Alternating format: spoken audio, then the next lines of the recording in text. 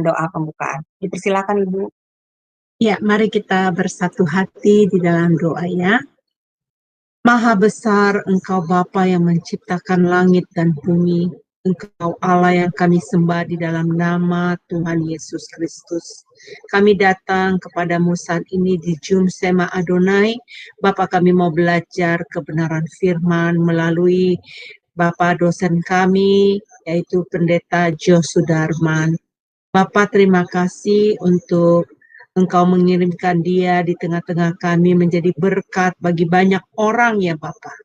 Bapak, saat ini kami berdoa biar urapan-Mu mengalir atas hamba-Mu ini secara khusus ya Bapak. Dan apa yang telah Engkau taruh di dalam hati dan pikirannya, agar bisa dia sampaikan kepada kami. Tema yang sangat menarik Bapak, 4 tipe manusia. Bapak berkati Sis Aling Tuhan yang menjadi moderator kami pada saat ini. Dan berkati juga sistem pelayanan kami di belakang layar. Biarlah seluruhnya lancar dari listrik, wifi ya Bapak. Bapak, kami serah jam-jam ke depan di dalam tangan kasih-Mu. Dan di dalam nama Yesus kami berdoa. Haleluya. Amin. Amin. Baik, terima kasih Bu Heni untuk doanya. Baik, Bapak Ibu yang terkasih, sebelum kita masuk pada pembelajaran materi, maka operator kami akan menayangkan profil dari Pak Pendeta Jos Sudarman. Silakan, operator.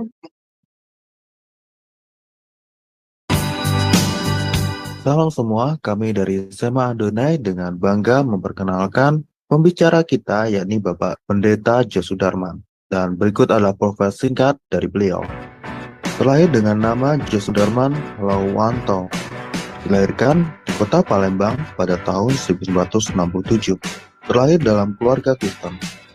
Tahun 1983, beliau sudah terlibat dalam pelayanan kaum pemuda dan organisasi gereja di GMI, Gereja Metodis Indonesia, di Palembang. Beliau menyelesaikan studi sarjana ekonomi di Universitas Tridinanti Palembang, meraih gelar Magister Teologi di STT Battle Indonesia, STTBI, Jakarta, dan menyelesaikan studi program doktoral serta meraih gelar Doktor Teologi di STT Kadesi Yogyakarta. Seiring itu menjadi pembicara pada interdenominasi gereja seperti di GPDI, GBI, GRJA, Full Gospel Fellowship, dan mengadakan seminar rohani di GSKI Yogyakarta. Sebagai tim pengembalaan di GSKI Kebun Jeruk Jakarta dan dosen tetap di STT Okumene Jakarta. Bekerja di beberapa perusahaan multinasional sejak tahun 1995 hingga tahun 2019 sebagai National Manager di bidang Sales Marketing. Beliau sudah berkeluarga sejak Desember tahun 1994 serta sudah dikaruniai 1 orang anak tunggal yang sudah bekerja. Pengalaman dalam pelayanan. Mulai tahun 1999 hingga tahun 2002 sebagai wakil FE Family Altar di GBI Bandung. Dari tahun 2008 hingga sekarang atau now sebagai tim penggembalaan di GSKI Rehoboth Kebun Jeruk Jakarta. Terlibat dalam pendirian BPCO mulai dari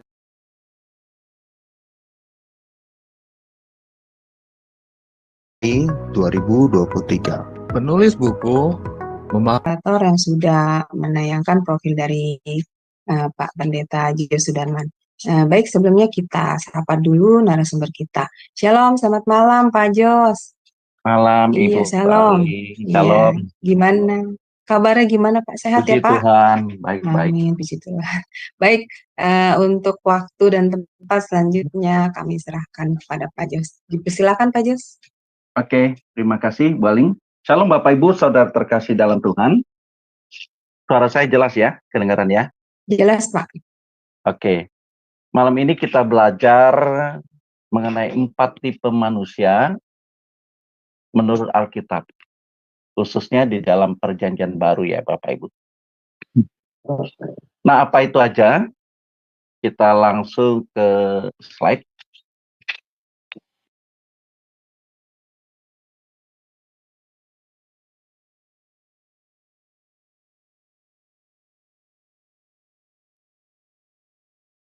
empat tipe manusia itu, Bapak Ibu. Pertama adalah manusia duniawi. Ya, slide berikutnya. Pertama adalah manusia duniawi. Kelewatan. Kembali lagi. Ya. Nah, pertama manusia duniawi. Yang kedua bayi rohani. Atau kita bisa sebut juga bayi dalam Kristus. Nah, yang ketiga itu anak Tuhan duniawi. Loh, kok anak Tuhan bisa duniawi? Ya, bisa saja. Jadi bisa saja kita ganti orang Kristen duniawi. Ya, orang Kristen duniawi. Yang keempat adalah anak Tuhan rohani atau orang Kristen rohani gitu. Nah, kita belajar Bapak Ibu, dari empat tipe manusia ini, kita melihat atau kita nanti introspeksi, kita berada di posisi yang mana atau di tipe yang mana. Gitu ya. Nah, dari kita memahami hal ini, dan kita tahu posisi kita berada di tipe yang mana, nah, dengan kesadaran itu, kita mulai berubah. Kita mulai berubah dan sungguh-sungguh bertobat dan menjalani kehidupan seperti kehidupan Tuhan Yesus. Oke, kita mulai slide berikutnya. Oke, kita baca dulu 1 Korintus 2 ayat yang ke-14. Ibu Aling bisa tolong bacakan? Bisa, Pak. Sebentar, Pak. Ya, silakan. 1 Korintus. Iya. Manusia duniawi. Iya. Pertama adalah manusia duniawi. 1 Korintus 2. Ayat yang ke-14. Ya, 1 Korintus 2 ayat yang ke-14.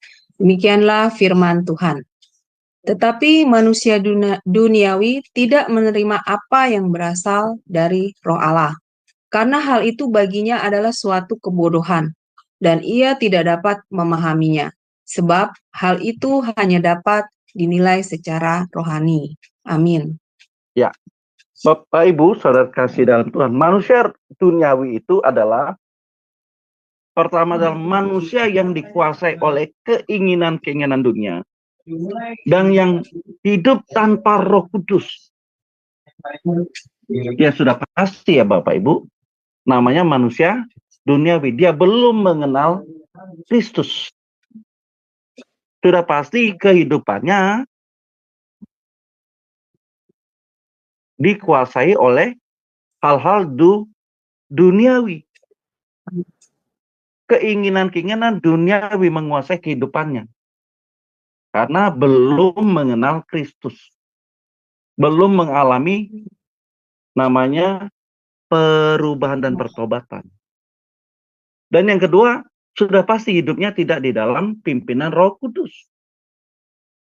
Jadi ciri yang pertama adalah manusia duniawi, manusia yang dikuasai atau dikendalikan oleh keinginan-keinginan daging atau keinginan-keinginan duniawi dan hidupnya tidak dipimpin oleh Roh Kudus.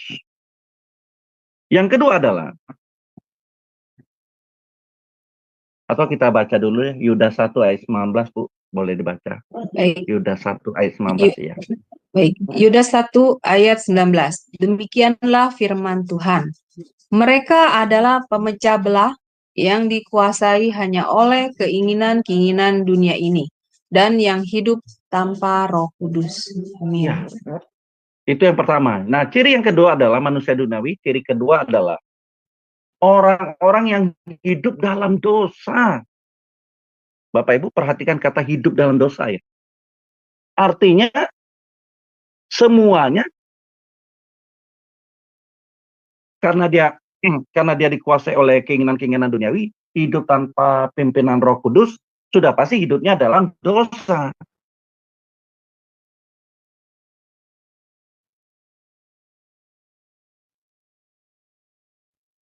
Roma 6 ayat yang ke-6. Silakan Bu dibaca Bu Aling.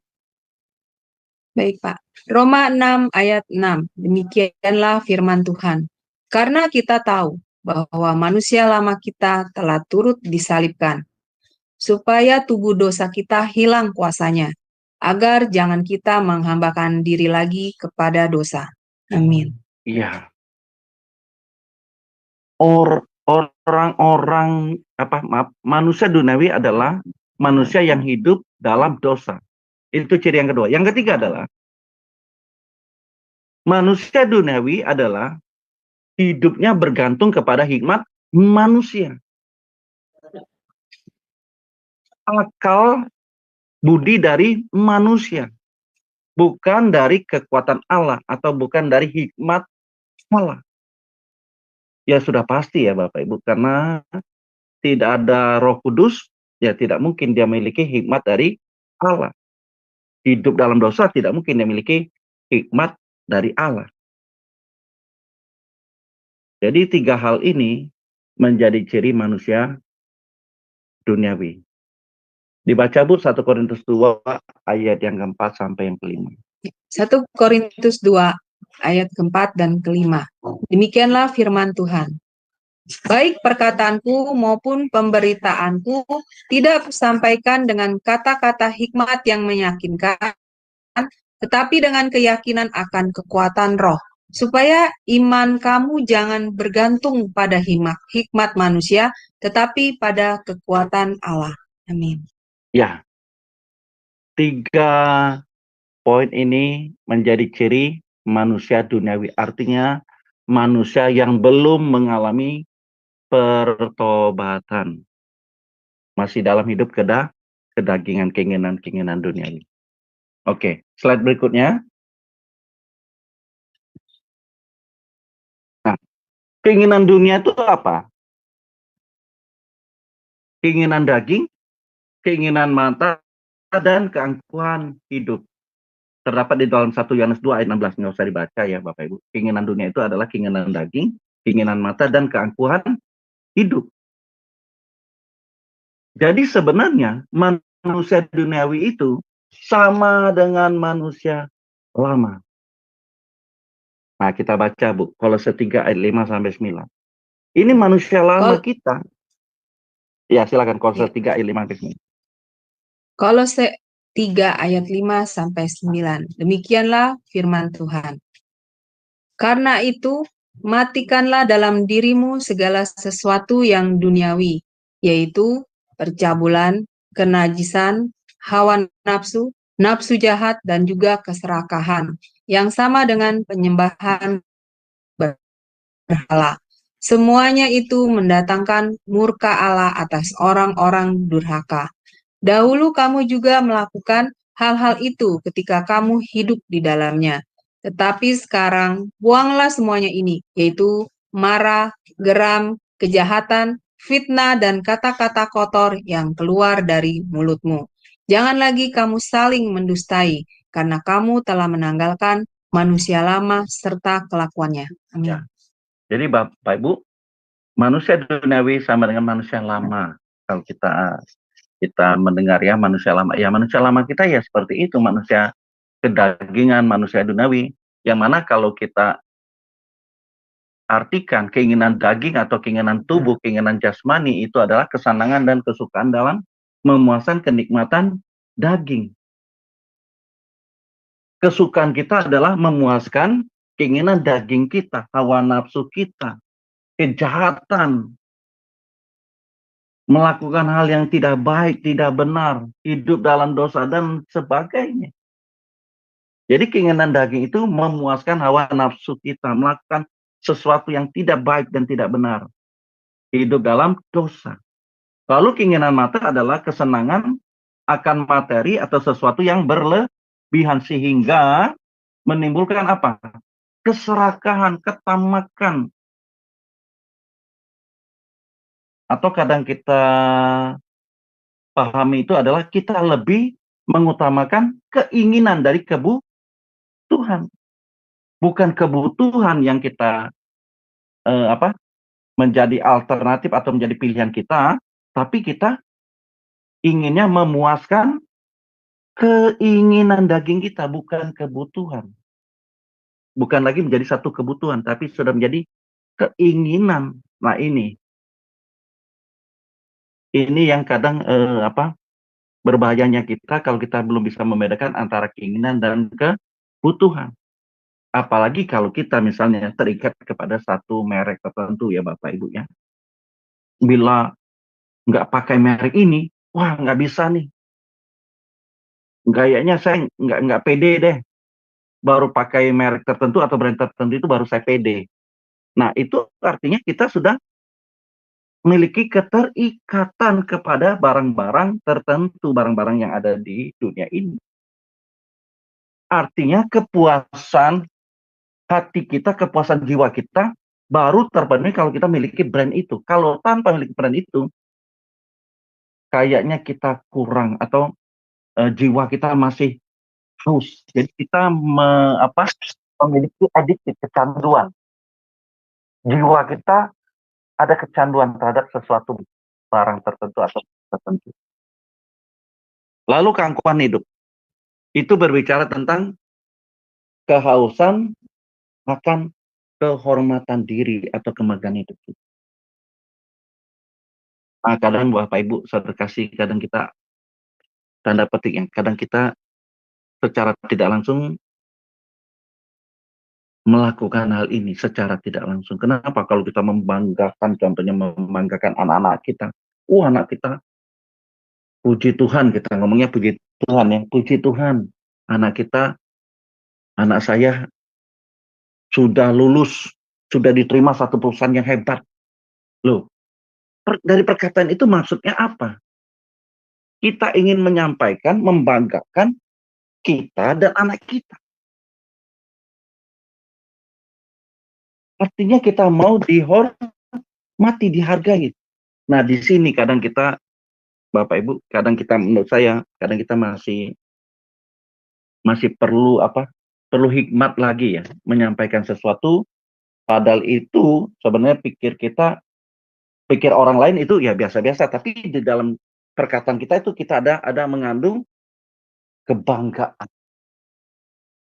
Kita merasa bangga atas sesuatu itu, padahal seharusnya kita harus memiliki kerendahan hati.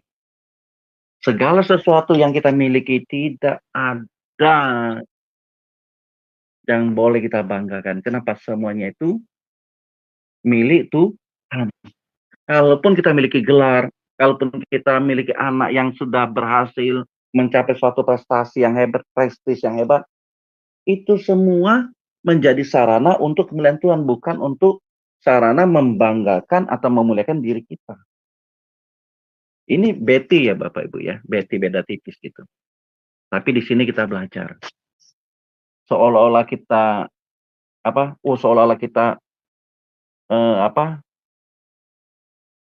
untuk bersyukur gitu ya. Padahal di balik bersyukur kita itu ada kebanggaan diri kita, kebanggaan pribadi kita yang kita mau sampaikan, kita mau tonjolkan kepada orang lain sehingga orang itu merasa wow hebatnya. Nah, sudah keluar kata-kata seperti itu kita sudah meninggikan diri kita secara tidak langsung. Oke. Lanjut slide berikutnya. Jadi manusia duniawi, manusia yang tidak menerima dan tidak memahami perkara-perkara dari roh Allah, sehingga jadinya musuh.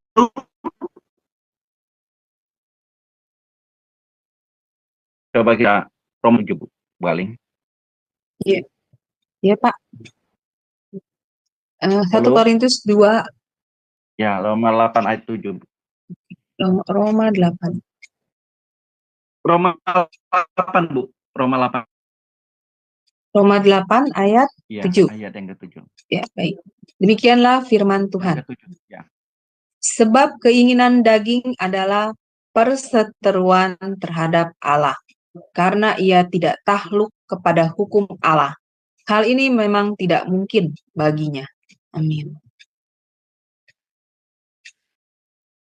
Ya, jadi Bapak Ibu, Kalau kita hidup di dalam kedagingan, artinya kita menjadikan diri kita seterunya Allah.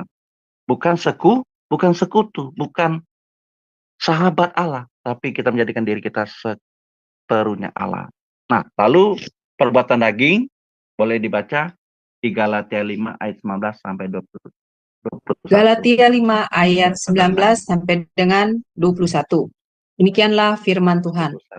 Perbuatan daging telah nyata, yaitu percabulan, kecemaran, hawa nafsu, penyembahan berhala, sihir, perseteruan, perselisihan, iri hati, amarah, kepentingan diri sendiri, percideraan, roh pemecah, kedengkian, kemabukan, pesta pora, dan sebagainya. Terhadap semuanya itu, kuperingatkan kamu, seperti yang telah kubuat dahulu, bahwa barang siapa melakukan hal-hal yang demikian, ia tidak akan mendapat bagian dalam kerajaan Allah. Amin. Ya, terima kasih, Baling. Jadi Bapak Ibu, tipe manusia yang pertama adalah manusia duniawi atau manusia kedagingan. Cirinya adalah dia dikuasai oleh keinginan-keinginan duniawi, hidup tanpa pimpinan Roh Kudus, sudah pasti, karena belum mengalami pertobatan. Yang kedua adalah hidup dalam dosa, bergantung kepada hikmat manusia, bukan kepada hikmat Allah. Itu ciri manusia duniawi atau manusia daging. Oke, slide berikutnya kita masuk ke tipe yang kedua. Bayi rohani. Bayi rohani. Nah, kita baca dulu, Bu. 1 Korintus 3 ayat 1 sampai 2. 1 Korintus 3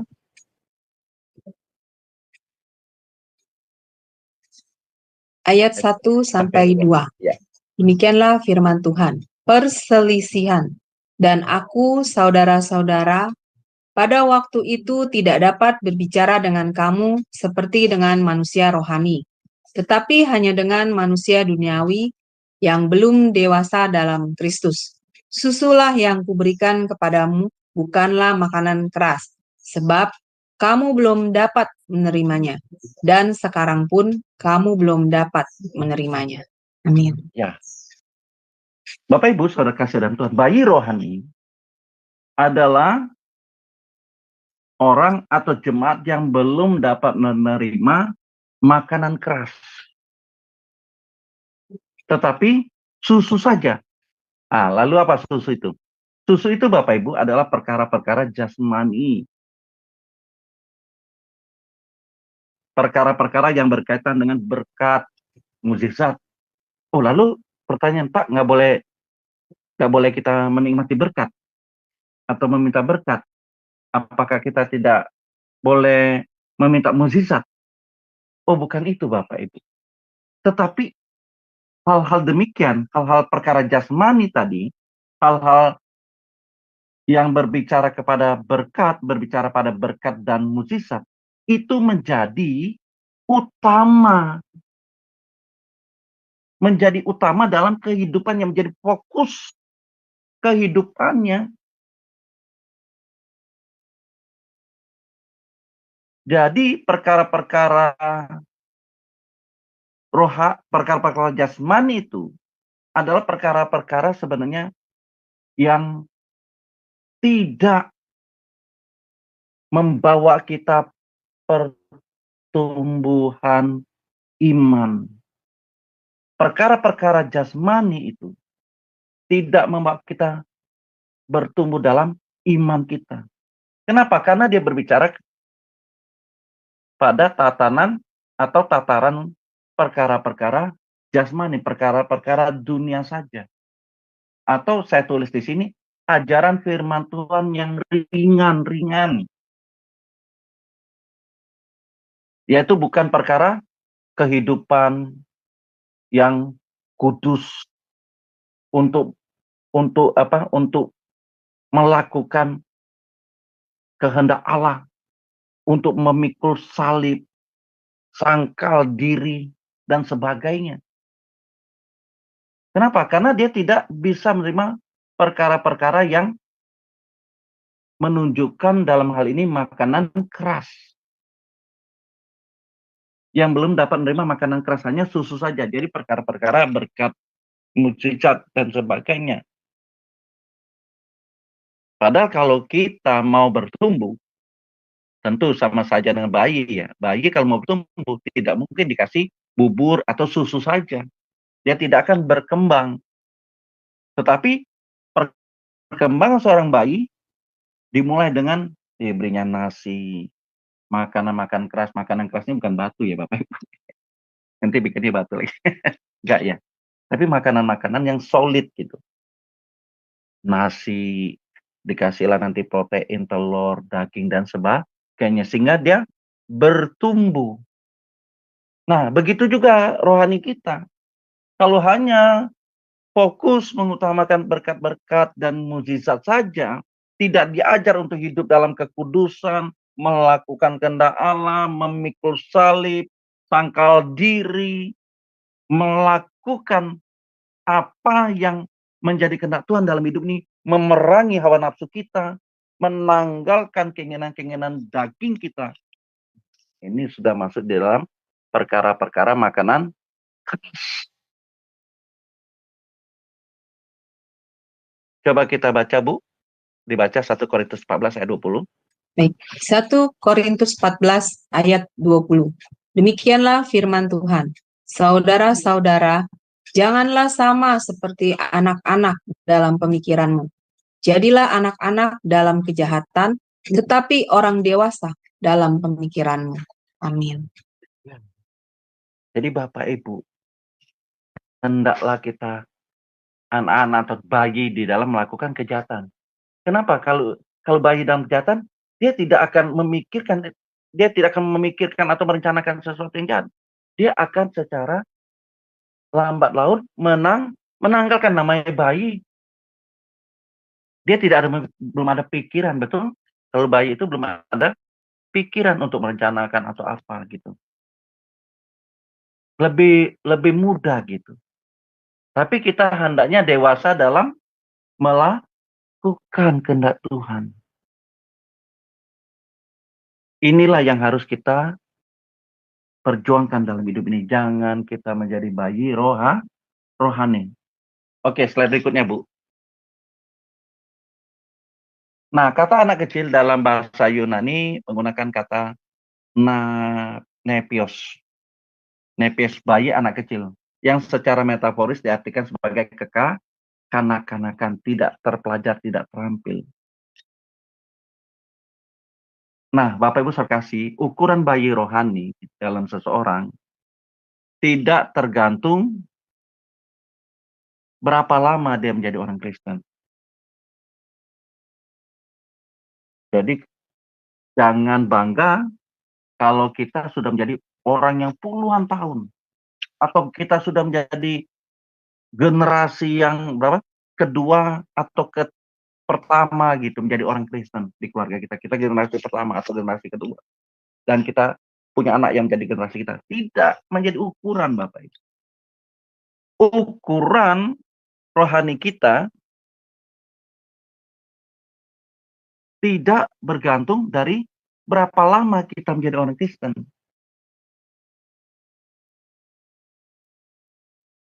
Kita masih menjadi bayi rohani kalau sekalipun kita sudah puluhan tahun atau generasi pertama atau generasi keberapa gitu jadi orang Kristen. Kita tetap menjadi bayi rohani kalau kita tidak bergantung atau kalau kita tidak bertumbuh dalam pengenalan kepada Kristus. Kita selamanya akan menjadi bayi rohani sekalipun kita secara usia jasmani, usia fisik kita sudah lanjut. Tapi nyatanya kita masih bayi rohani. Kenapa? Karena kita tidak mengalami pertumbuhan. Pengenalan kita dengan Tuhan tidak mengalami pertumbuhan. Jadi masih ada Bapak Ibu. Kalau kita melihat di sekitar kita, oh orang itu sedikit-sedikit masih emosi, ya kan? Masih miliki akar pahit, kepahitan, dendam, kebencian. Kenapa? Karena rohaninya tidak mengalami pertumbuhan. Tapi kita lihat, oh, si orang ini sudah lama kok ikut Tuhan, menjadi orang Kristen sudah lama kok. Kalau salah dari bapaknya, dari kakeknya. Tapi dia tidak mengalami pertumbuhan karena masih menjadi bayi rohani. Dia tidak mengalami pertumbuhan rohaninya. Oke. Slide berikutnya. Nah, Bapak Ibu, kondisi bayi rohani ini terjadi karena ya memang masih baru menjadi orang Kristen. Ya masih baru dibaptis, istilahnya begitu. Atau masih berapa bulan. Dia mengalami proses. Kalau di tahap ini nggak masalah. Nah, tetapi yang bahaya ini adalah di poin yang nomor 2. Sudah lama menjadi orang Kristen, tapi dia tidak bertumbuh imannya. Dia tidak mengalami progresivitas iman dalam kehidupannya.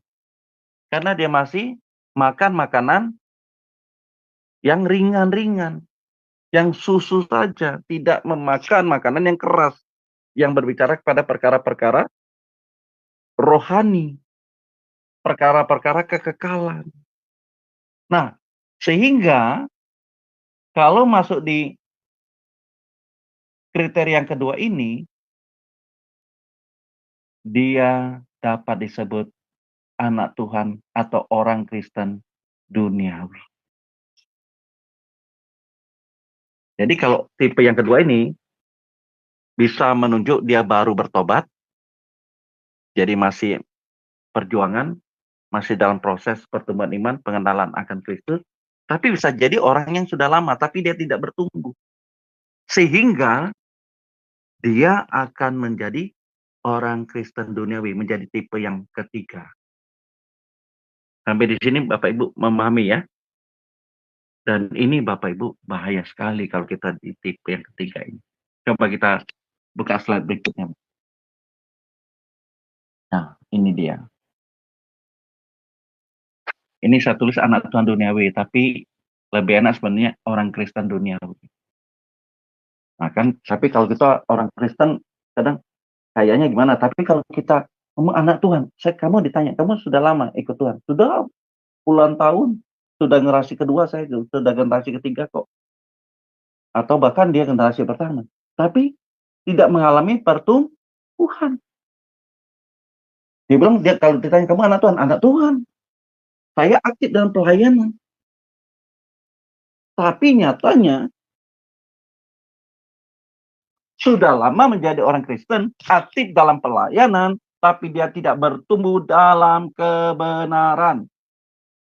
Tidak mengalami pertumbuhan, tidak mengalami bagaimana kehidupannya itu sungguh-sungguh menjadi saksi Kristus. Dia tidak bertumbuh dalam kehidupannya. Dia tidak mengalami pertumbuhan iman dalam kehidupan. Kita baca Ibrani 5 ayat 12, Bu.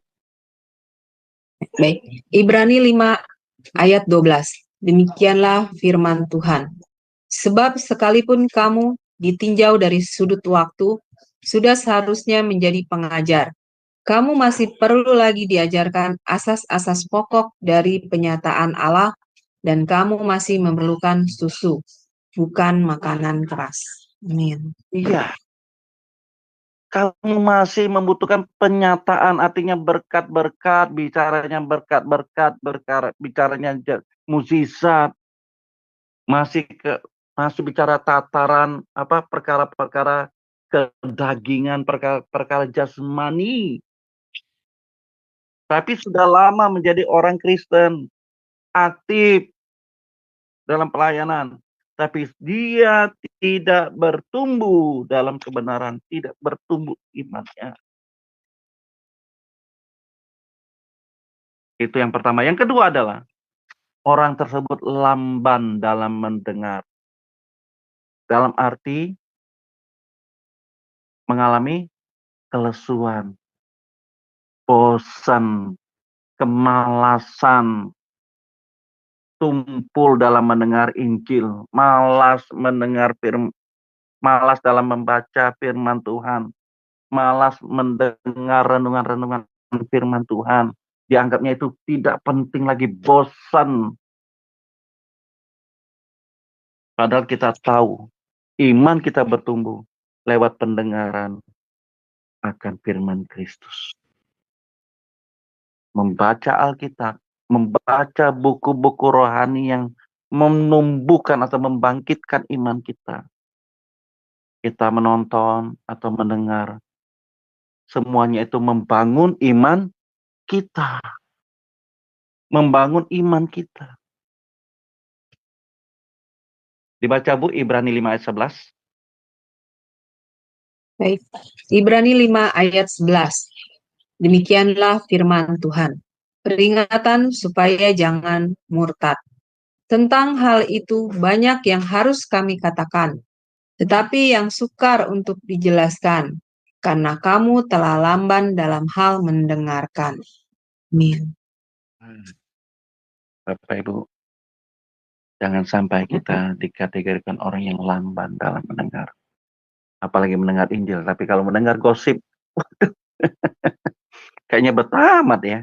Kayaknya ada sesuatu yang menarik hati kita kalau kita dengar gosip gitu ya. Jangan sampai seperti itu ya Bapak Ibu. Tapi yang membuat kita bergairah adalah saat kita mendengar kebenaran. Kita sediakan waktu. Kita sediakan waktu seperti hal-hal seperti ini. Melalui Sema Adona yang menyediakan begitu banyak kebenaran firman Tuhan. Kita sediakan waktu Bapak Ibu.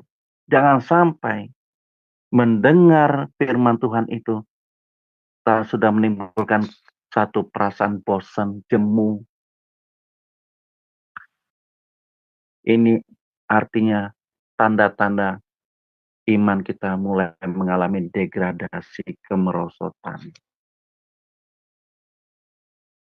Lalu yang ketiga, kita tidak ada kasih atau kita kurang mengasihi. Bapak Ibu, kita mulai periksa. Apakah kita masih memiliki kasih kepada sesama kita? Kita bicara sesama kita dulu. Jangan bicara kepada Tuhan. Kalau sesama kita belum melakukan itu, kita tidak peka kepada sesama kita, siapapun itu sesama kita.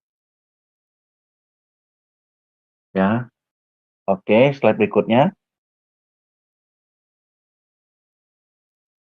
Yang keempat, nah Bapak Ibu, inilah yang harus kita capai menjadi anak Tuhan rohani atau orang Kristen rohani.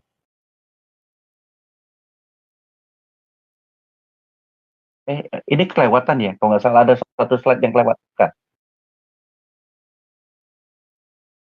Ya. Kondisi anak Tuhan duniawi atau orang Kristen duniawi itu contohnya jemaat Tuhan di Korintus memiliki moral buruk, ya, membanggakan diri, sombong, angkuh, tidak adil dan merugikan saudara seiman, rakus, serakah, tidak mempedulikan orang lain, berpecah-pecah, berpihak-pihak. Nah ini Bapak Ibu. Kalau sudah ada roh pemecah, sudah menunjukkan bahwa kita masih anak atau orang Kristen dunia. Ya. Kita berjanji dalam hal memberi tapi tidak menepati janji. Itu. Ya Bapak Ibu, kita ingkar janji. Lalu apa? Kikir. Nah Bapak Ibu, kikir ya.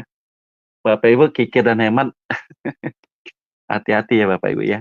Kadang kita mau hemat, padahal kita menutupi kondisi kita yang sebenarnya kita tidak mau memberi. Tapi kita ngomong kita mau hemat. Hati-hati kita di sini. Lalu kita tidak punya pengertian dan tidak tertib dan sebagainya. Ini contoh jemaat Tuhan di Korintus gitu. Oke, slide berikutnya kita masuk ke anak Tuhan rohani.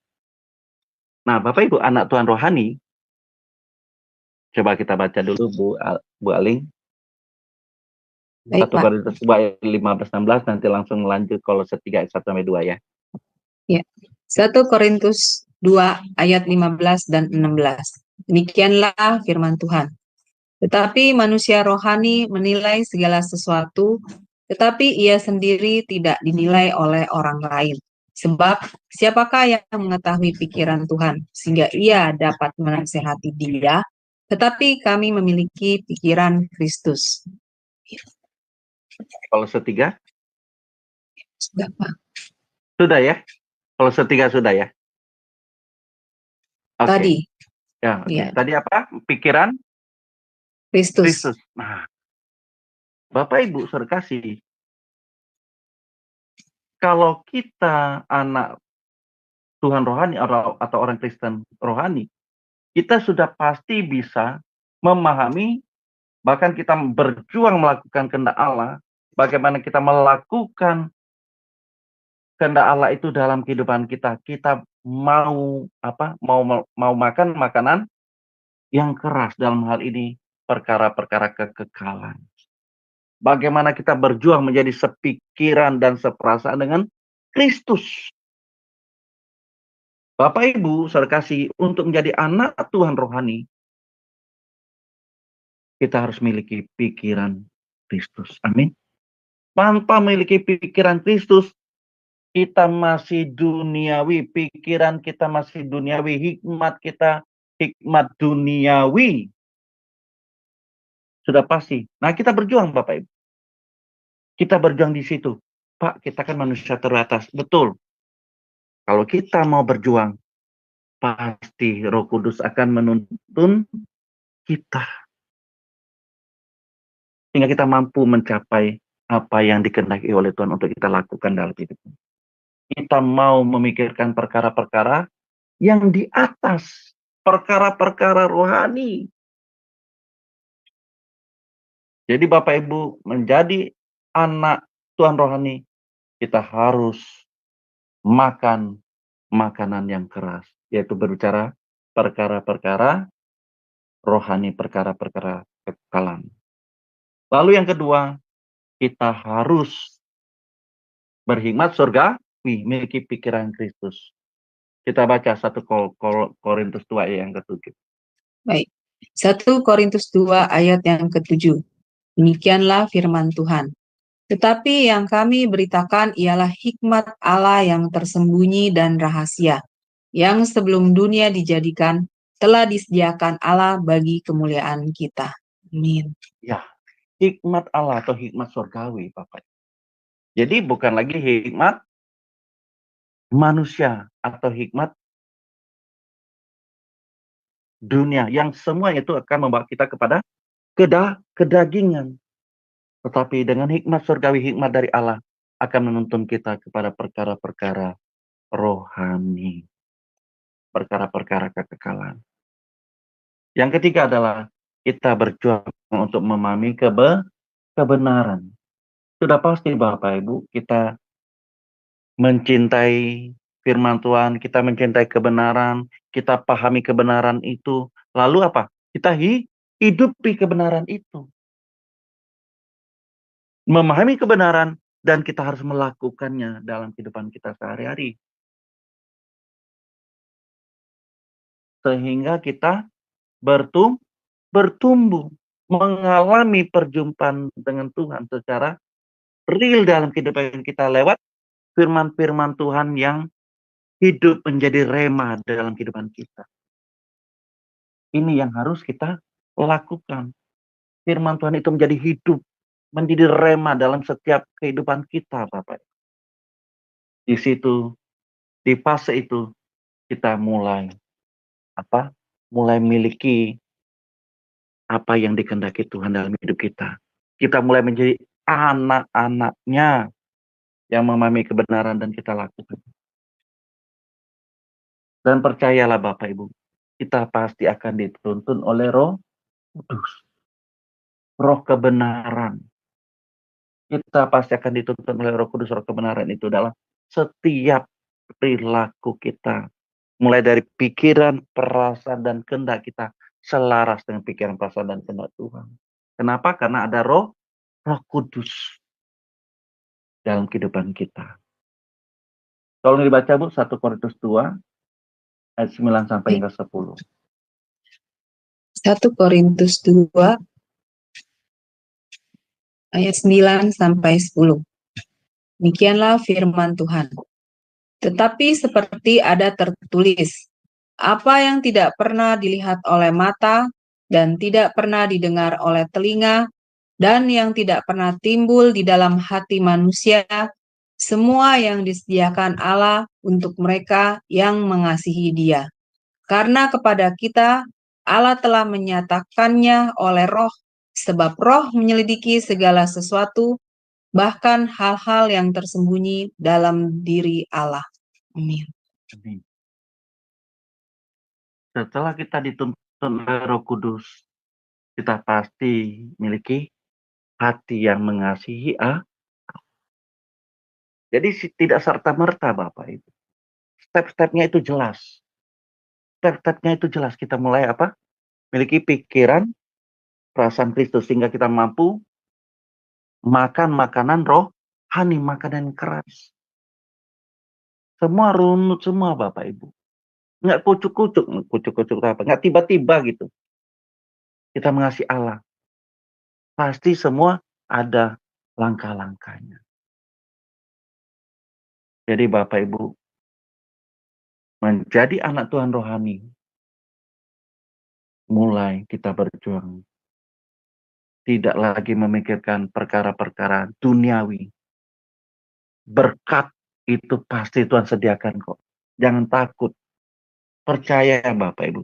Kalau kita menjadi anak kesukaan Tuhan, aduh berkat itu sudah pasti. Sudah pasti. Nggak usah perlu kita minta Bapak Ibu. Sudah pasti kok.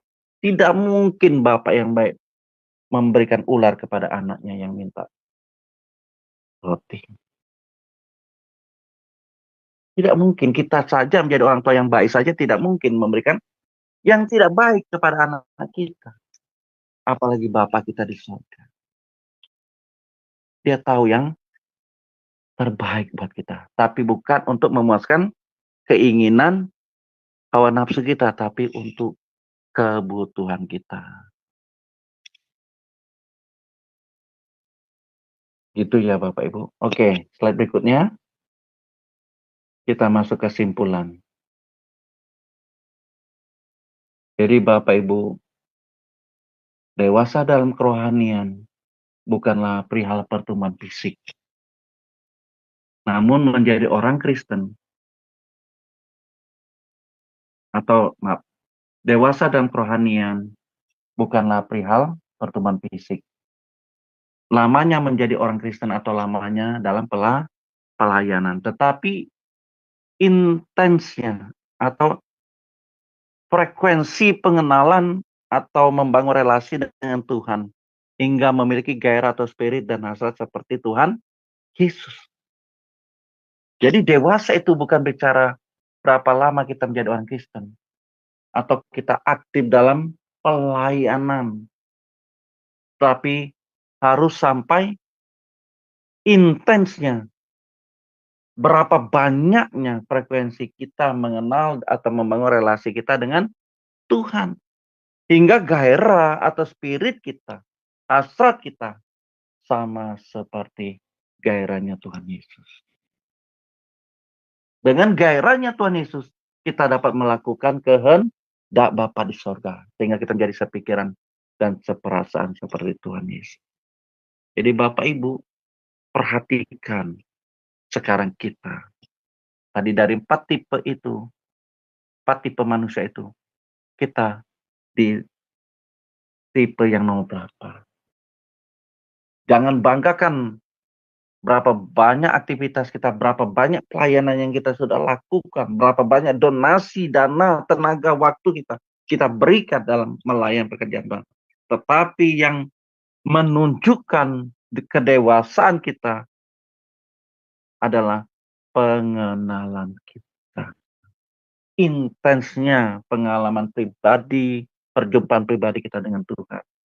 sehingga kita memiliki gairah yang sama seperti gairahnya Tuhan Yesus. Yang kedua adalah kita harus berjuang untuk hidup kudus. Kuduslah kamu sebab aku kudus, kata Tuhan. Tidak mungkin Bapak Ibu, kita yang tidak kudus dapat bertemu dengan Tuhan yang kudus. Tidak mungkin. Harus satu frekuensi, seirama. Kita berjuang untuk hidup kudus, hidup suci. Bertumbuh dalam kebenaran, memahami dan melakukan kebenaran itu. Atau saya tulis di sini, memahami kebenaran dan menghidupi kebenaran. Karena banyak orang berbicara kebenaran, tetapi dia tidak bertumbuh atau menghidupi kebenaran firman Tuhan. Banyak orang berteologi, banyak orang menyampaikan statement-statement rohani, tapi yang perlu dipertanyakan adalah apakah dia hidupi itu, dia melakukan kebenaran itu. Jangan menunjukkan identitas kita, status kita orang Kristen, tapi kita tidak hidup dalam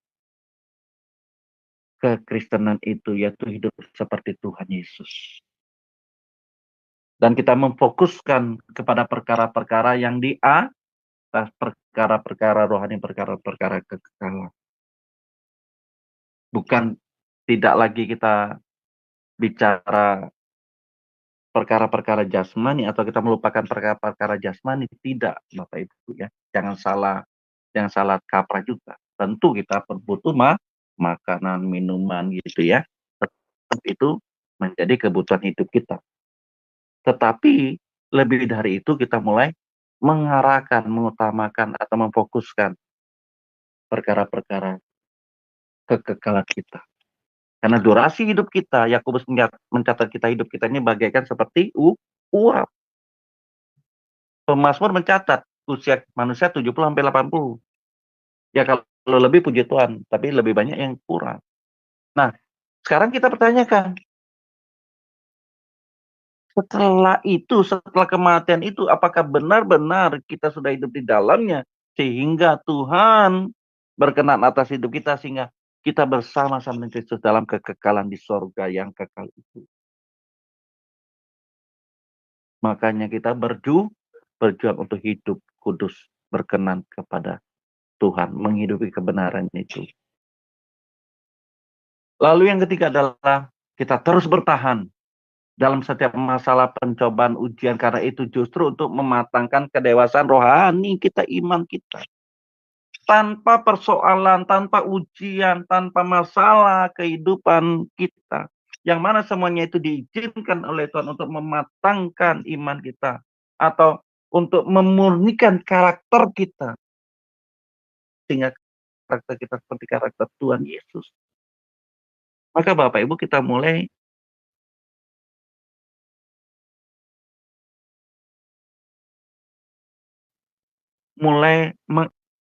apalah ini yang diizinkan oleh Tuhan untuk memproses karakter kita. Karakter mana yang belum sesuai dengan karakternya Tuhan Yesus? Kesabarankah? Emosikah? Sakit hatikah? Kebenciankah? Masih memiliki akar pahitkah? Yang mana semuanya itu masih menunjukkan karakter-karakter manusia lama. Karakter orang dunia.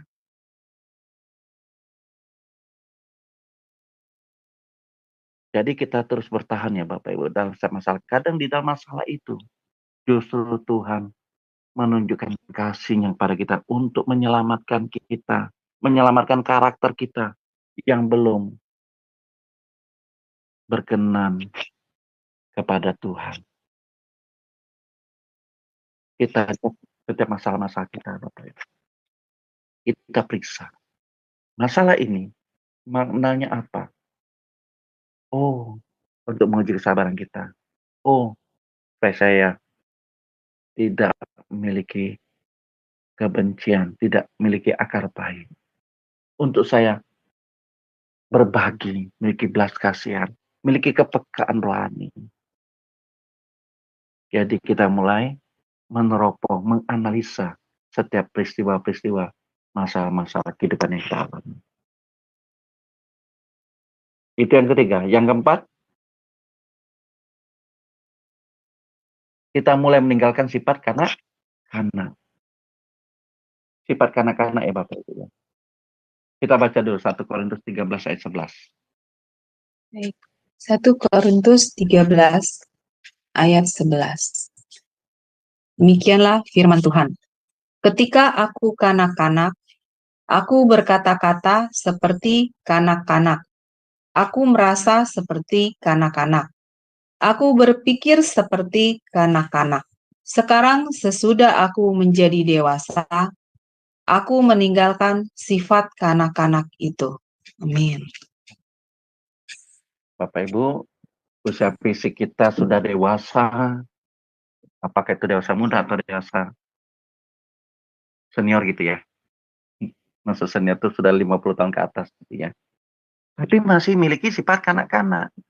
Sedikit-sedikit ngambek, sedikit mudah tersinggung. Ya, kita mulai tinggalkan sifat kanak-kanak itu ya. Amin. Bapak Ibu, kita mulai mengisi pikiran kita dengan firman Tuhan.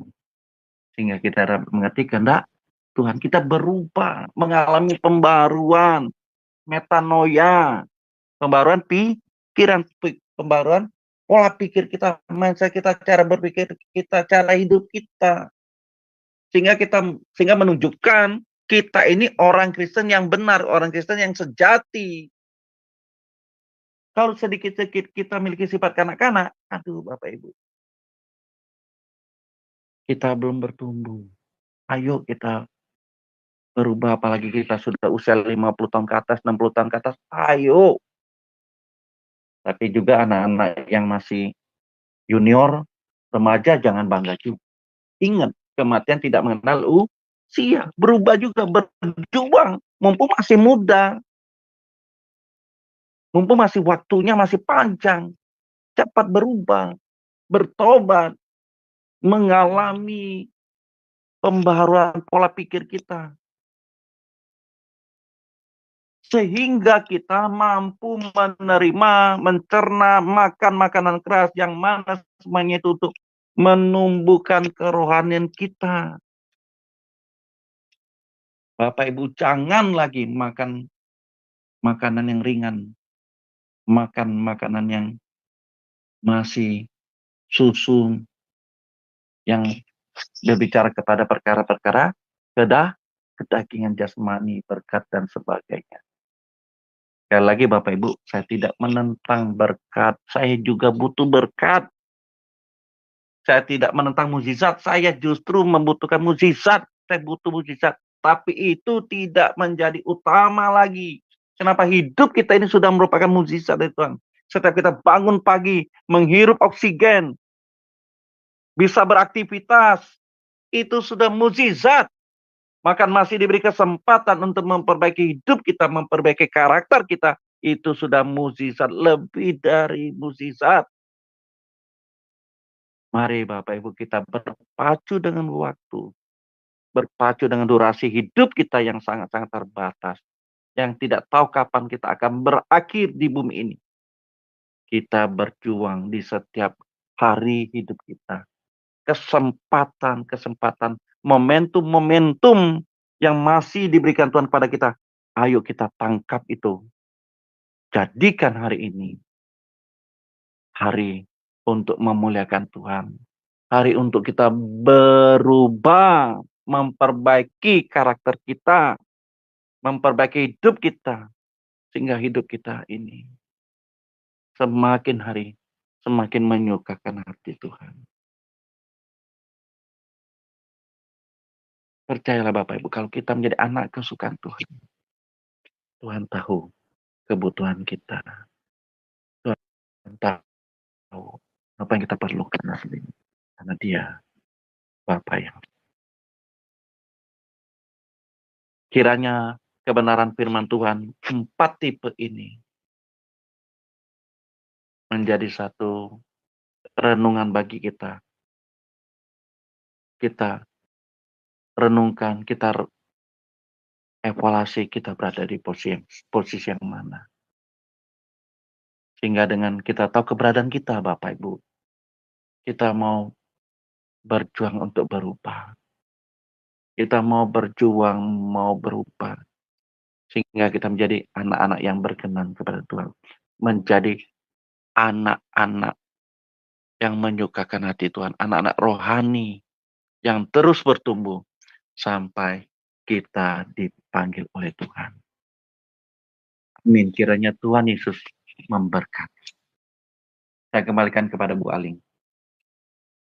Baik, terima kasih Pak Jos untuk materinya malam ini. Luar biasa ya Pak, memberikan kepada kami satu pencerahan dan pengertian yang benar tentang karakter empat manusia, dan kami jadi bisa menilai berada di mana posisi kami saat ini. Baik, kepada Bapak Ibu yang terkasih, sebelum masuk pada sesi tanya jawab dan juga diskusi, saya akan men-sharekan terlebih dahulu. Ya, Ibu Heni, shalom. Ya. Halo, Pak dosen, luar biasa pengajaran malam ini. Mantap, luar biasa. Di live chatting ada yang bernama Betty Tule yang berkata, Shalom, selamat melayani Bapak Pendeta Jos Sudarman, Tuhan Yesus memberkati.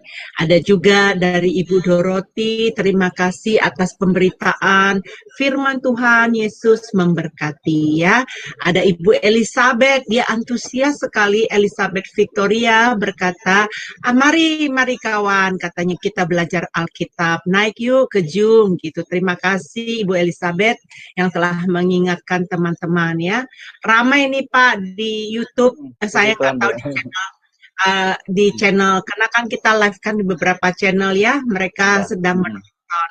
Jadi teman-teman yang ada di live chatting saat ini, apabila Anda ingin bertanya sesuatu, jangan sungkan-sungkan untuk naik ya ke Zoom ya, supaya bisa berinteraksi langsung kepada Bapak dosen kita, yaitu Pendeta Jos Sudarman ya. Baik, ada ini nih, ada Bang Napapai ya. Ya, silakan Bang. Ya.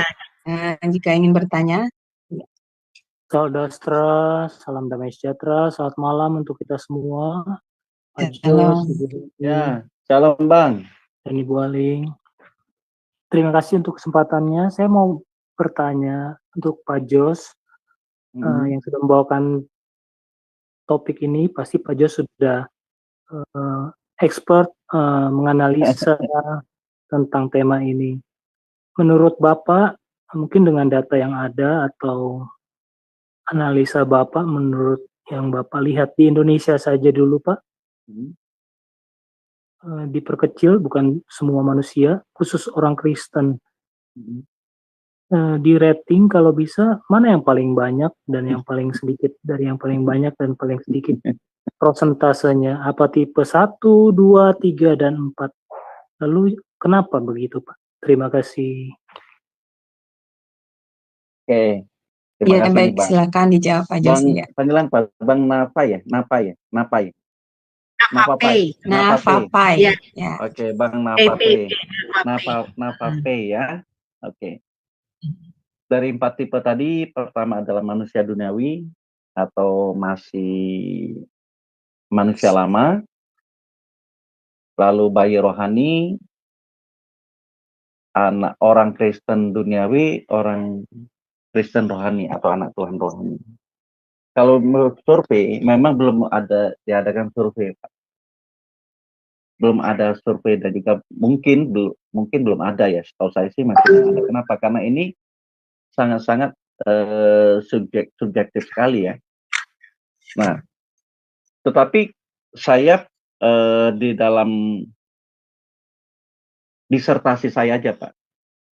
Saya tidak menyinggung empat poin ini, empat tipe ini. Nah, tetapi yang saya singgung adalah pertama adalah orang yang melakukan atau berjuang untuk hidup kudus. Itu pertama. Lalu yang kedua adalah orang yang mulai memikirkan atau mulai mengarahkan hatinya ke sorga, langit baru, bumi baru. Atau orang yang bertanggung jawab. Bertanggung jawab ini dalam arti masih bertanggung jawab terhadap kehidupan jasmaninya. Ternyata dari survei yang saya lakukan, karena ini fakta gitu ya, ternyata untuk orang yang sampai yang kedua hal tadi, yang untuk hidup kudus, mulai memikirkan perkara-perkara kekekalan, itu masih sangat sedikit, Pak. Bahkan prosentasenya di bawah 20%. Dari sampel yang saya ambil kurang lebih hampir 500-an orang. Dari sampel yang saya ambil dari 500-an orang, masih di 20%. 70%-an atau sampai 80, itu masih orang memikirkan tanggung jawab. Bagus sih tanggung jawab, tapi tanggung jawab dalam perkara-perkara kehidupan. Nah, kalau kita mulai explore dari yang data ini, itu masih menunjukkan kita, terus terang aja Pak, masih di tataran kalau saya bilang, orang Kristen yang masih ada duniawinya. Masih ada orang Kristen yang masih dalam kehidupan manusia lamanya. Ini kalau saya tarik, tapi saya tidak memiliki data ya, tapi ini saya explore dari sini. Tapi prosentasi untuk menjadi orang Kristen yang rohani, sungguh-sungguh rohani pasti sangat sedikit, Pak. Sangat sedikit. Dan untuk itulah kita mulai introspeksi diri kita nih. Nanti kalau barangkali ada yang mau melakukan survei di gerejanya masing-masing, silakan.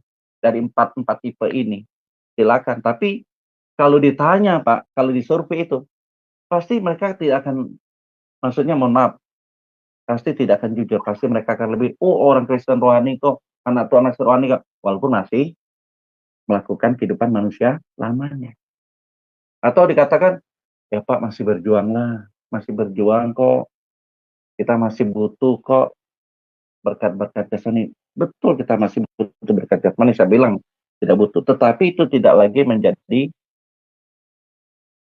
fokus kita. Gitu. Jadi demikian Pak, tentu masih sangat kecil Pak untuk sampai ke level orang Kristen yang rohani, masih sedikit persentasenya. Tapi masih lebih banyak orang Kristen yang masih memiliki kehidupan manusia lama. Kira-kira demikian Pak yang bisa saya sampaikan. Menjawab nggak Pak? Pak Bang Napa P ya? Napa P. Kita buka lagi ya. Iya, silakan Bang. Brother, open your mic please ya. Terima kasih. Terima kasih Pak Jos jawabannya. Kalau mendengar dari jawaban Bapak cukup miris ya Pak. Ya. Nggak nyampe 30%. Dan di bawah 20% Pak. Di bawah 20%. Itu baru orang Indonesia yang terkenal dengan orang yang beragama. Apalagi di luar sana yang banyak sekali menganut sistem kebebasan. Memang cukup miris ya Pak. Kalau saya boleh menyampaikan berlebihan atau tidak ya Pak, kalau saya bandingkan dengan Wahyu 2 dan 3, bahwa sampai akhir zaman di kitab Wahyu pun yang belum kejadian sudah dituliskan, kan kitab Wahyu tidak bisa dirubah lagi, tidak bisa ditambahin, dikurangin. Dari 7 orang Kristen, atau di situ disebut gereja, hanya 2 kategorinya yang diterima oleh penilaian oleh Tuhan. Sedangkan yang 5 itu kita tahu dicela. Kalau dicela kita tahu kemana akhir hidupnya. Apakah itu juga boleh dikatakan seperti yang tadi Bapak sampaikan mendukung jawaban dari Bapak? Jadi kalau kita di sini ada 14 orang Kristen berarti cuman 4 ya Pak? Wow, kita harus sama-sama berjuang ya Pak. Iya. Mengerjakan keselamatan kita dengan takut dan gentar. Betul. Betul Bang. Jadi memang makanya banyak yang dipanggil, sedikit yang terpilih, sedikit yang dipilih. Lalu yang dipilih ini setia juga Pak. Setia nggak dia? Mampu bertahan nggak dalam situasi yang tidak nyaman, dalam masalah dan sebagainya? Dipanggil, dipilih, dan yang setia. Jangan sampai lupa ada kata setia di situ.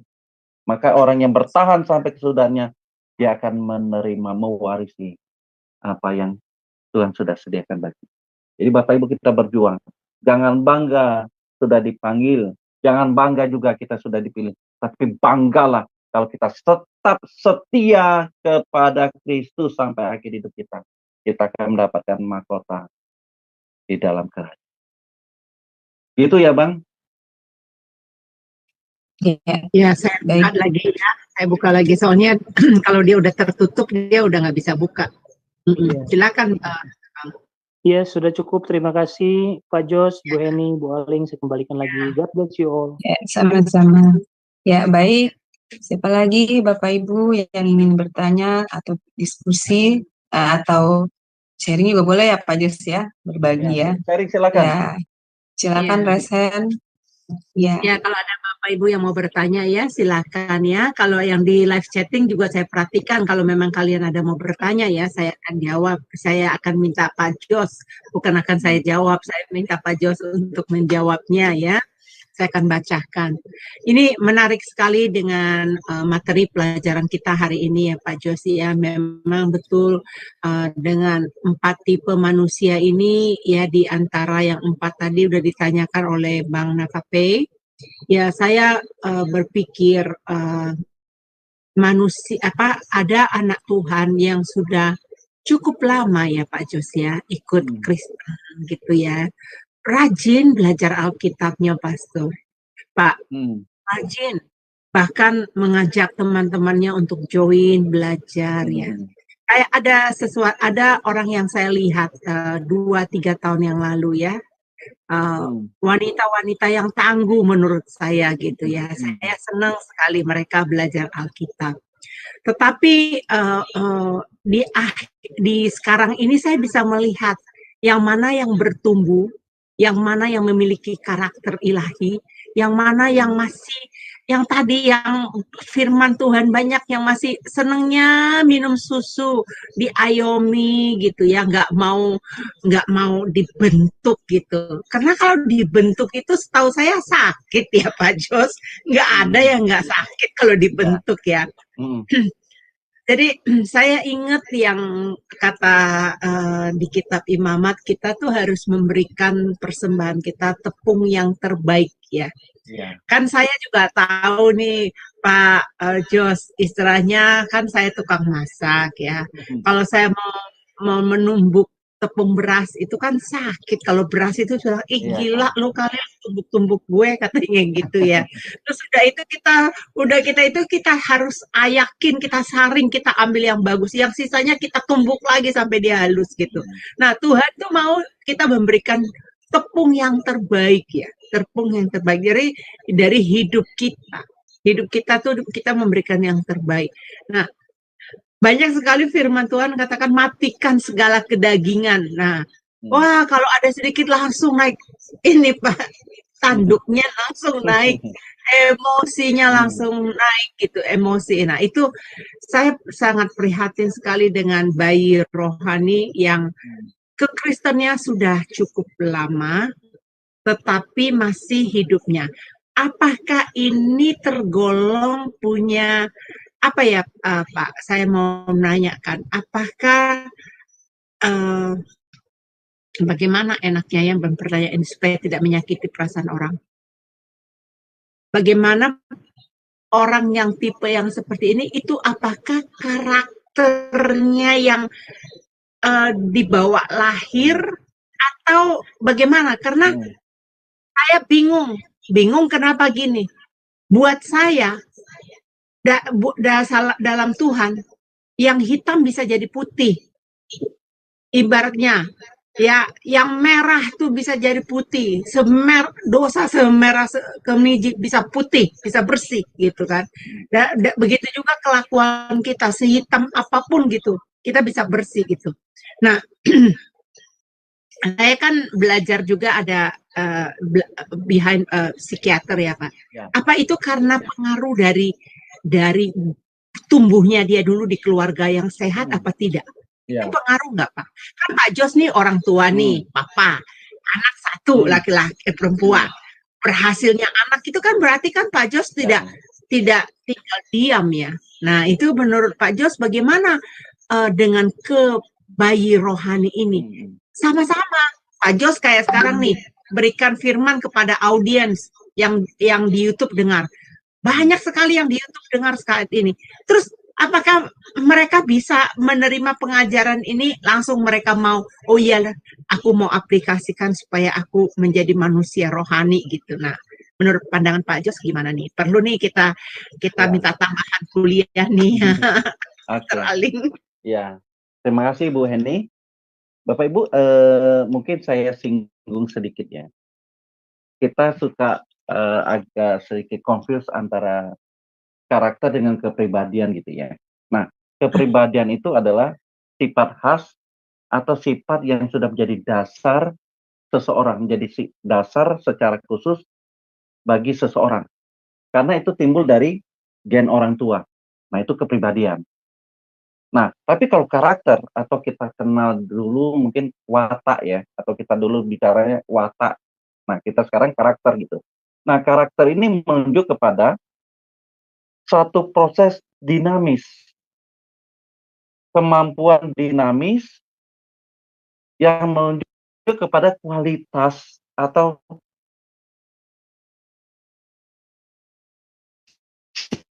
sikap tindakan perilaku kita pada dasar dari kita secara khusus yang diwarisin dari gen orang tua kita. Tapi kalau karakter itu berbicara kemampuan seseorang untuk bersikap atau mengambil keputusan, tindakan, dan perilaku. Jadi sifatnya dinamis dan progresif, artinya bisa berubah.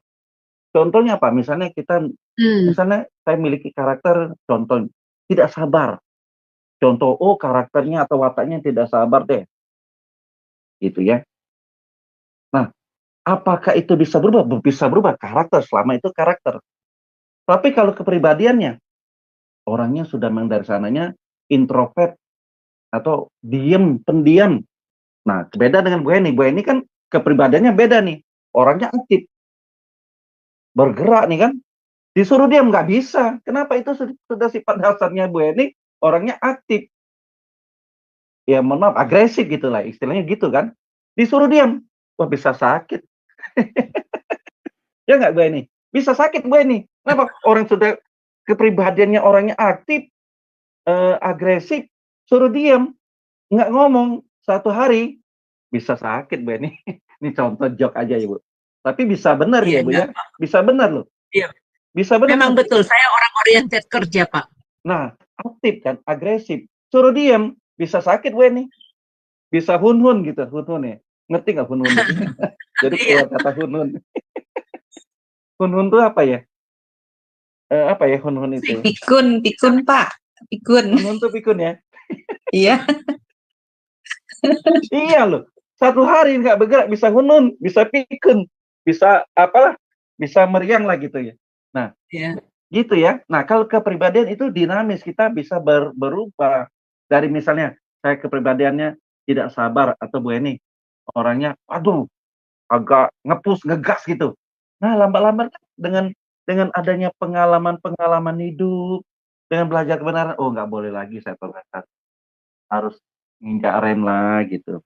Sabar, penuh belas kasihan, gitu kan? Itu karakter loh, mulai berubah. Makanya ada pelajaran karakter building yang saya ampun nantilah. Itu bagus sekali.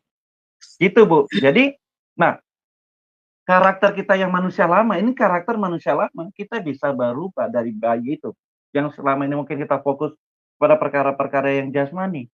Loh, dengan pertumbuhan iman, pengenalan kita akan Kristus, banyak kita mendengar atau kita melakukan banyak kita membaca firman Tuhan, mendengar renungan-renungan firman Tuhan, yang semuanya itu membuat kita bertumbuh, ditambah lagi dengan kita masuk dalam sekolah kehidupan, membentuk proses karakter kita, memurnikan karakter kita, mematangkan kita. Nah, tapi ingat, kita harus kudu sabar diproses oleh Tuhan. Kita maunya instan, cepat. Aduh, Tuhan kok lama benar. Padahal di situ Tuhan menguji kesabaran kita kok. Karena kamu nggak sabar, kamu diujinya itu terus kok. Masalah itu terus. Karena belum lulus. Kalau kita sudah lulus, kita sudah naik level, tidak lagi disabar. Mungkin di hal yang lain.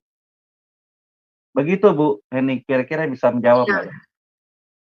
Iya, bisa menjawab. Ini kata Ibu Pendeta ini. apanya suaranya kecil. Mungkin iPhone-nya kali itu colokannya. Suaranya cukup jelas sih ya. Cukup jelas. Jadi ya mungkin didekatin lagi. Suara saya ya. Iya, ini sekarang baru memang jelas sih. Tadi nggak jelas Bu, kurang jelas. Kurang jelas kecil karena jauh ya. Jadi mesti Oke. volumenya kecil katanya Ibu. Iya, udah dibenerin. Ini Ibu ini tinggal di New York, Pak. Oke. Suaminya pendeta. Jadi Ibu Gembala. Iya, Ibu Gembala. Oke, maaf.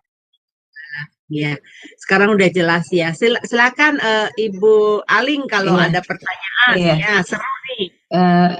Berarti begini ya Pak Jos, berarti karakter itu bisa diubah ya Pak? Betul. Tapi Bisa kepribadian yang tidak bisa ya, kepribadian tidak bisa. Iya, karena berarti, sudah menyatu sifat dasar kita gitu ya. Ibu seperti, Aling ini kan saya lihatnya agak diem-diem nih. Ya, saya introvert Pak, betul. Kalau ya Ibu Heni mungkin berlawanan ekstrovert. Ya, berlawanan. Suruh ganti peran, nggak bisa. Bisa sakit, bisa hunhun. Saya bisa keder kalau disuruh ganti kepribadian. Iya. Nah, berarti karakter itu yang bisa dirubah ya Pak. Dan itu harus dari diri kita sendiri ya Pak yang mau berubah ya. Tidak bisa orang lain yang merubah karakter itu ya. Jangan kalau orang lain, Tuhan juga tidak bisa merubah kalau orang itu tidak mau berubah. Membuka hati gitu ya Pak. Iya. Betul, seperti itu. Berubah loh. Suaranya. Tuhan aja nggak bisa merubah. Iya, betul Bu Heni, nggak bisa, harus dari kita.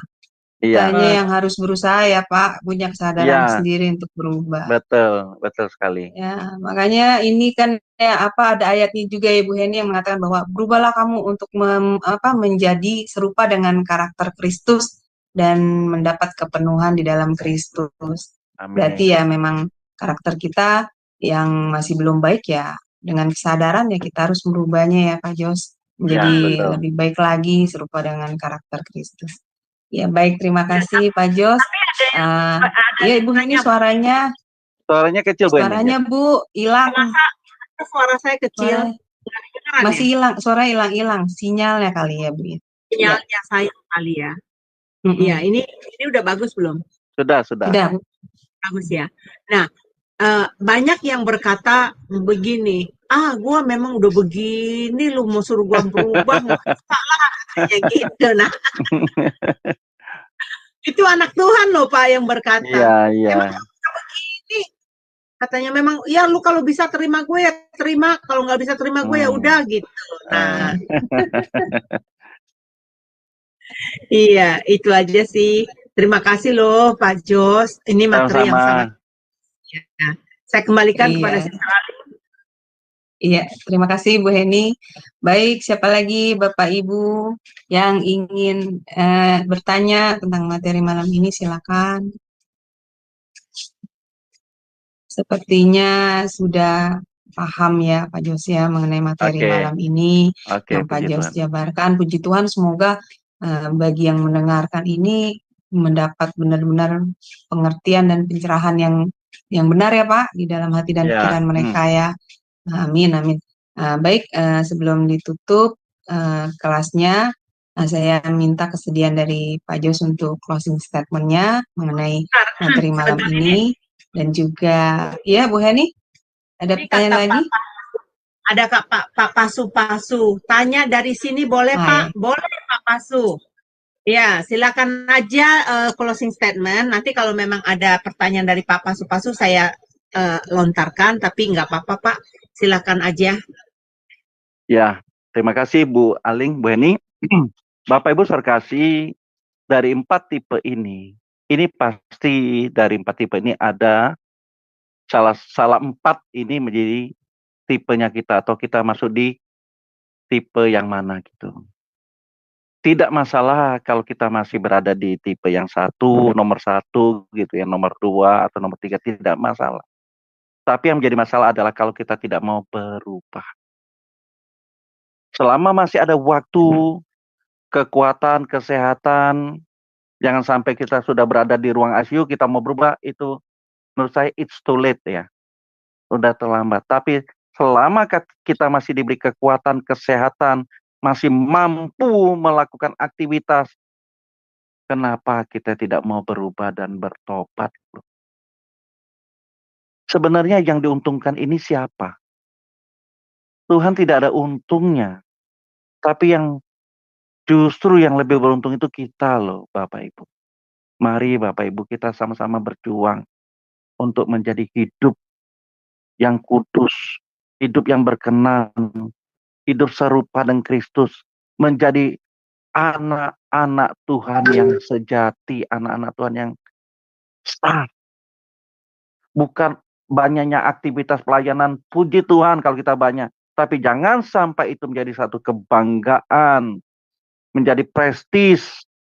Kita orang hebat, kita orang dipakai Tuhan. Ingat, Tuhan tidak melihat seberapa banyak pelayanan kita, seberapa banyak hebatnya pelayanan kita.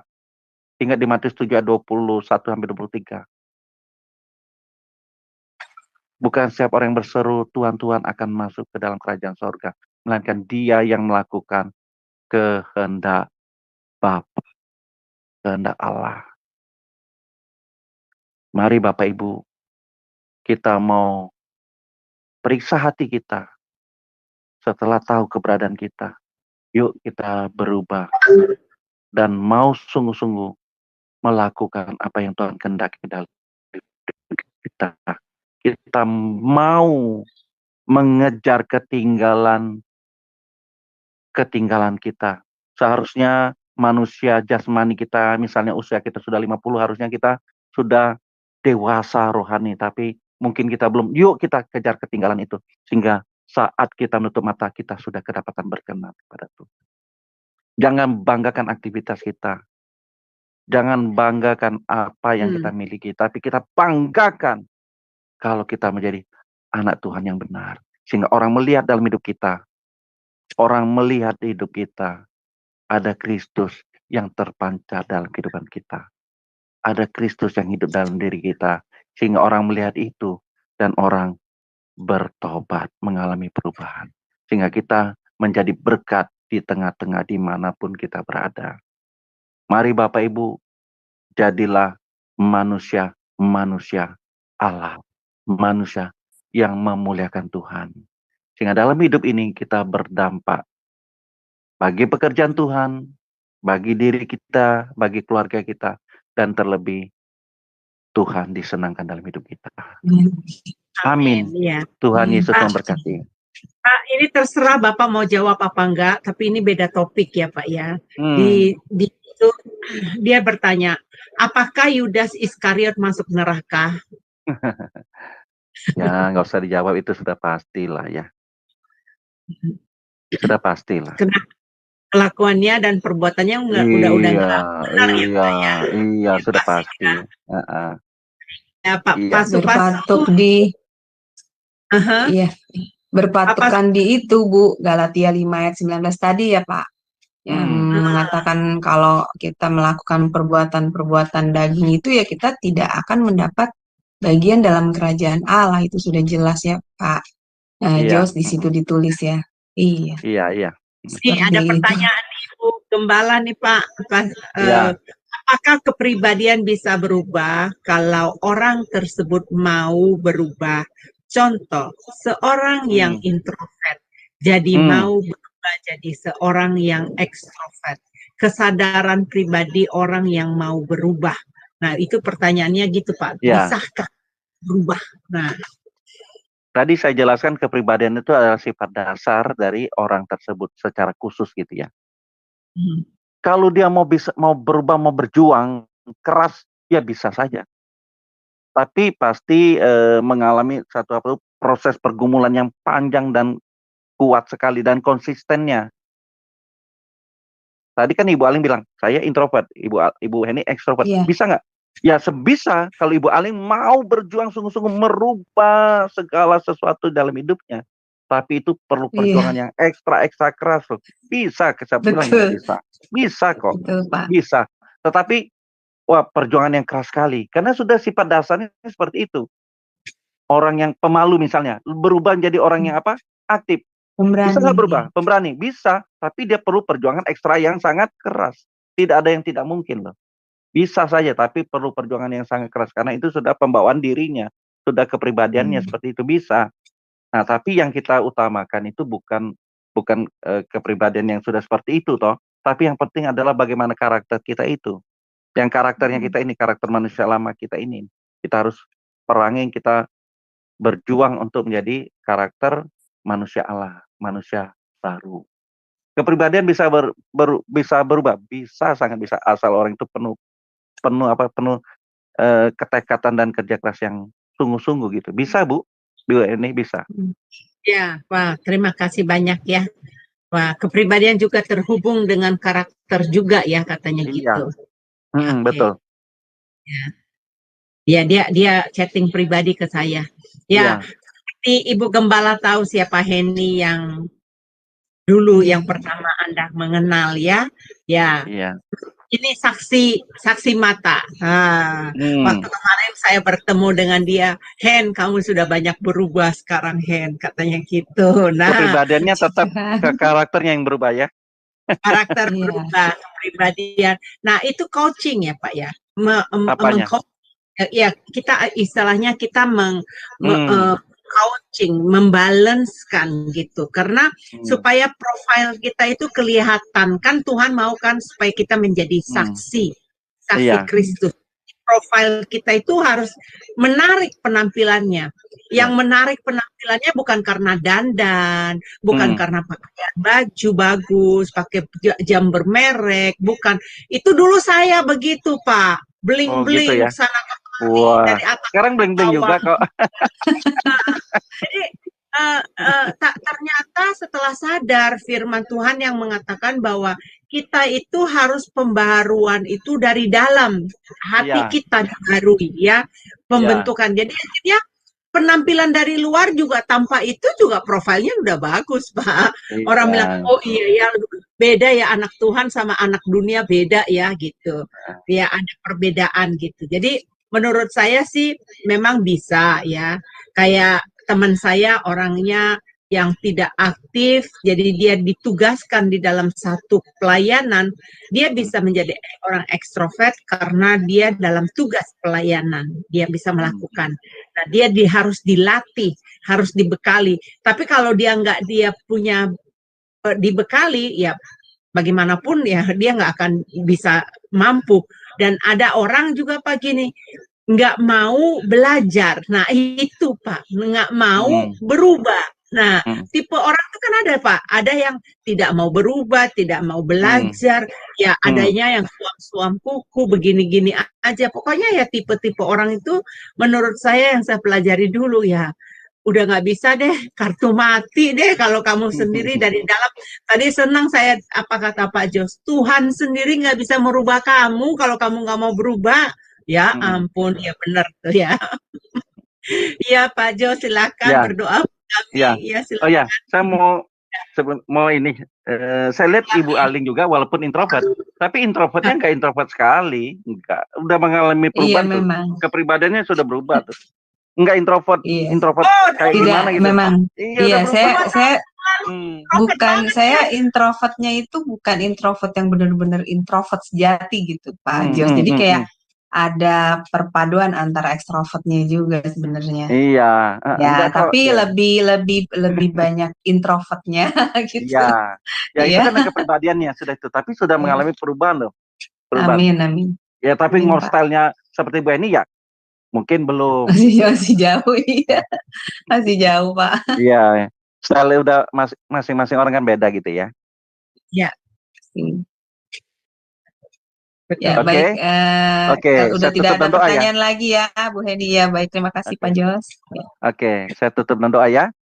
Oke, mari Bapak Ibu kita berdoa. Segala puji syukur Bapak kami panjatkan kepadamu. Kami bersyukur malam ini kami belajar lagi satu kebenaran firman Tuhan. Kami tahu masing-masing keberadaan kami berada di tipe yang mana, posisi yang mana. Tapi apapun posisi kami Tuhan, di tipe apapun kami Tuhan, tapi kami mau belajar satu hal. Kami mau berubah. Kami mau bertumbuh. Kami mau bertobat. Sehingga kami benar-benar Tuhan menjadi anak-anak-Mu, menjadi murid-murid-Mu yang sejati. Bukan hanya status, bukan hanya identitas saja, tapi keberadaan kami, kehidupan kami, perilaku kami menunjukkan adanya Kristus dalam hidup kami. Terima kasih Bapa, baik kami yang mengikuti secara Zoom maupun kami mengikuti di live channel yang ada yang berhubungan dengan Sema Adonai. Kami sungguh-sungguh diberkati dan kami sungguh-sungguh merasakan kasih-Mu dan kami begitu besar kalau kami masih diberi kesempatan untuk memperbaiki hidup kami. Berkati Tuhan yang menjadi pengurus Sema Adonai, baik yang ada di Amerika, di negara lain, termasuk juga di Indonesia. Berkati Tuhan channel Sema Adonai ini. Pakai Tuhan menjadi sarana wadah media untuk menjadi berkat dan nama Tuhan dipermuliakan. Dan kami yakin percaya orang-orang yang ada dalamnya sudah pasti diberkati oleh Tuhan dan menjadi berkat. Dan kami semua yang mendengar, yang mengikuti pelajaran malam ini pasti kami diberkati. Terima kasih Bapa, terima kasih Tuhan Yesus Roh Kudus memampukan kami. Setiap kebenaran kami dengar dan kami baca, itu akan kami hidupi dalam kehidupan kami. Terima kasih Bapa. Dalam menjadi doa kami alaskan dalam nama Tuhan Yesus Kristus. Mari Bapak Ibu, kita angkat kedua belah tangan kita mau menerima berkat yang daripadanya. Segala berkat daripada Allah Bapa di surga dan cinta kasih dari Tuhan Yesus Kristus Gembala Agung kita dalam persekutuan dengan Roh Kudus menyertai kita, memimpin, memelihara hidup kita sampai kita menutup mata di bumi ini dan kita akan bertemu dengan Tuhan selama-lamanya di keabadian.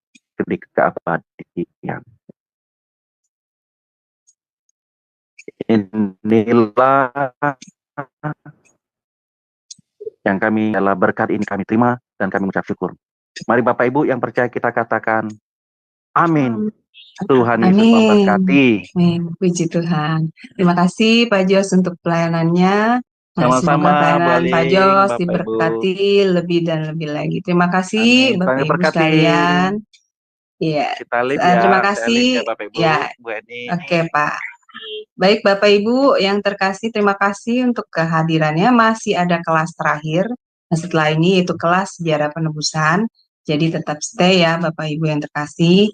Dan untuk kelas ini di minggu depan tetap masih ada di jam yang sama pukul 19.00 waktu Indonesia Barat dengan tema yang pasti juga menarik. Terima kasih Bapak Ibu. Tuhan berkati. Shalom, shalom.